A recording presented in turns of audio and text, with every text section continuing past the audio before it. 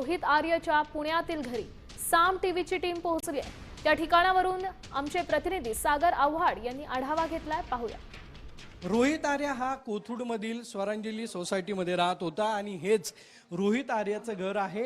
तो हरोळीकर हे नाव लावत होता। आता जर पाहिलं तर त्याच्या घरी कोणीही आपल्याला पाहायला मिळत नाहीये। मात्र त्याला या गोष्टीसाठी कोणी मजबूर केलं असे अनेक प्रश्न जे आहेत ते उपस्थित होते।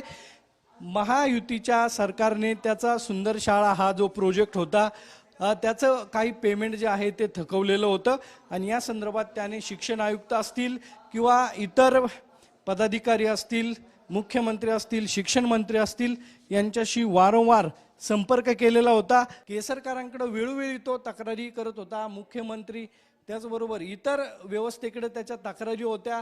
आर्याचे अनेक महत्त्वाचे कागद, महत्त्वाचे प्रोजेक्ट राज्य सरकारने घेतलेले होते, त्याचे पैसे रोहित आर्याला दिलेलेही नव्हते। हे सगळे बिल जे आहेत ते रोहित आर्याचे सरकारकडे पेंडिंग आहेत आणि या सर्व निराशेपोटी तो हताश होऊन त्याने हे पाऊल उचललं आणि हे पाऊल उचलल्यानंतर त्याचा एन्काउंटर जो आहे तो पुणे त्याचबरोबर मुंबई पोलिसांनी केलेला आहे। आता पुढील तपास काय होतो हे पाहणं महत्त्वाचं ठरणार आहे।